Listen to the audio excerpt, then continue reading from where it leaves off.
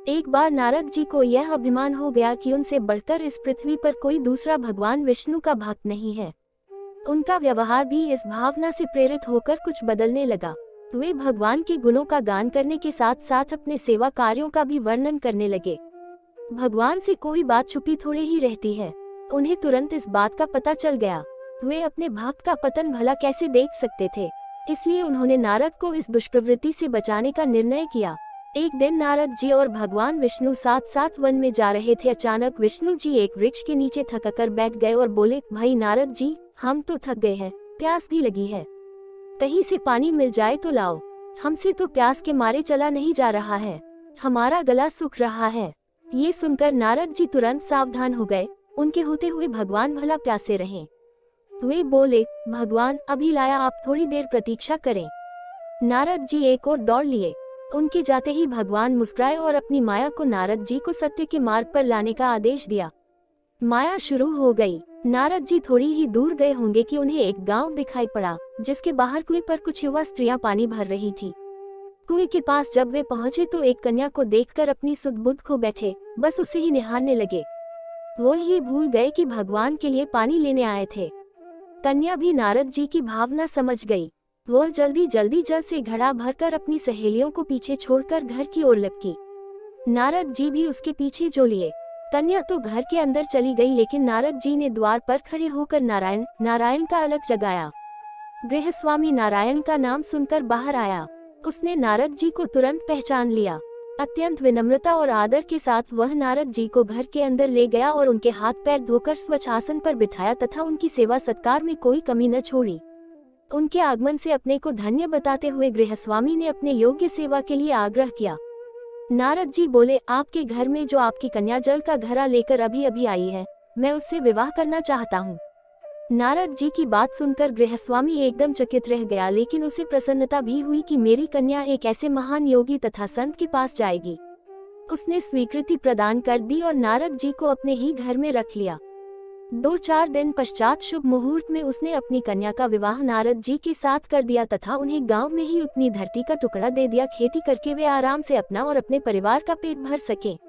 अब नारद जी की बिना एक खूंटी पर तंगी रहती, जिसकी ओर उनका ध्यान बहुत कम जाता। अपनी पत्नी के आगे नारायण को वे भूल गए। दिन भर खेती में लगे रहते, कभी हल चलाते, कभी पानी देते, कभी बीज बोते तो कभी निराई गुड़ाई करते। जैसे जैसे पौधे बढ़ते उनकी प्रसन्नता का पारावार न रहता। फसलें हर वर्ष पकती, अनाज से उनके कोठार भर जाते। नारद जी गांव के एक संपन्न किसान माने जाने लगे। वर्ष दर वर्ष बीतते चले गए और नारद जी की गृहस्थी भी बढ़ती चली गई। 3-4 लड़के लड़कियां भी हो गए। अब नारद जी को एक क्षण की भी फुर्सत नहीं मिलती थी। वे हर समय बच्चों के पालन पोषण तथा पढ़ाई लिखाई में लगे रहते अथवा खेत में काम करते रहते थे। अचानक एक बार तेज बारिश हुई, जिसने कि दिनों तक बंद होने का नाम ही नहीं लिया। बादलों की गरज और बिजली की कड़क ने सबके हृदय में भय उत्पन्न कर दिया। मूसलाधार वर्षा ने गांव के पास बहने वाली नदी में बाढ़ की स्थिति पैदा कर दी। चारों ओर पानी ही पानी फैला गया। कच्चे पक्के सभी मकान ढहने लगे। घर का सामान बह गया। पशु भी डूब गए, उनके व्यक्ति मर गए। गांव में त्राही त्राही मच गई। नारद अब क्या करें? उन्होंने भी घर में जो थोड़ा कीमती सामान बचा था उसकी गठरी बांधी और अपनी पत्नी तथा बच्चों को लेकर जान बचाने के लिए पानी में से होते हुए बाहर निकलने लगे। नारद जी बगल में गठरी थौमे, एक हाथ से एक बच्चे को पकड़े और दूसरे हाथ से अपनी पत्नी को संभाले हुए थे। पत्नी भी एक बच्चे को गोद में और एक का हाथ पकड़े धीरे धीरे आगे बढ़ने लगी। पानी का बहाव अत्यंत तेज था तथा ये भी पता नहीं चलता था कि कहाँ गड्ढा है और कहाँ टीला। अचानक नारद जी ने ठोकर खाए और गठरी बगल से निकलकर बह गई। नारद जी गठरी कैसे पकड़ते? दोनों हाथ तो घिरे थे। मन महसूस कर सोचा फिर कमा लेंगे। कुछ दूर जाने पर पत्नी एक गड्ढे में गिर पड़ी और गोद का बच्चा छूटकर बह गया।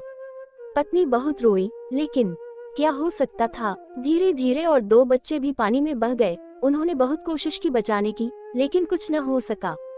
दोनों पति पत्नी बड़े दुखी, रोते कलपते, एक दूसरे को सांत्वना देते कोई ऊंची जगह ढूंढते रहे। एक जगह आगे चलकर दोनों एक गड्ढे में समा गए।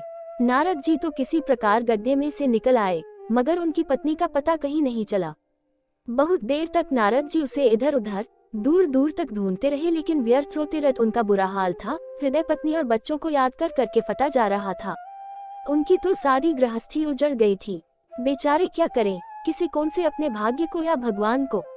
भगवान का ध्यान आते ही नारद जी के मस्तिष्क में प्रकाश फैल गया और पुरानी सारी बातें याद आ गईं। वे किस लिए आए थे और कहाँ आ गए। ओहो, भगवान विष्णु तो उनकी प्रतीक्षा कर रहे होंगे। वे तो उनके लिए जल लेने आए थे और यहाँ गृहस्थी बसाकर बैठ गए। वर्षों बीत गए गृहस्थी को बसने में और फिर सब नष्ट हो गया। क्या भगवान अब भी मेरी प्रतीक्षा में उसी वृक्ष के नीचे बैठे होंगे। ये सोचते ही बाढ़ नदारद हो गई। गांव अंतर्धान हो गया। वे तो घने वन में खड़े थे। नारद जी पछताते और शर्माते हुए दौड़े। देखा कुछ ही दूर पर उसी वृक्ष के नीचे भगवान लेटे हैं।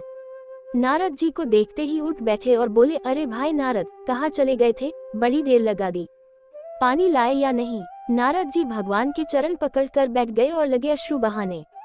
उनके मुंह से एक बोल भी नहीं फूटा। भगवान मुस्कुराए और बोले, तुम अभी तो गए थे, कुछ अधिक देर थोड़ी ही हुई है। लेकिन नारद जी को लगा था कि वर्षों बीत गए। अब उनकी समझ में आया ये सब भगवान की माया थी, जो उनके अभिमान को चूर चूर करने के लिए पैदा हुई थी। वे सोचने लगे, उन्हें बड़ा घमंड था कि उनसे बढ़कर त्रिलोक में दूसरा कोई भक्त नहीं है। लेकिन एक स्त्री को देखकर वे भगवान को भूल गए। उसको पछतावा होने लगा और उनका घमंड जरा सी देर में ढेर हो गया। वे पुनः सरलता और विनय के साथ भगवान के गुण गाने लगे।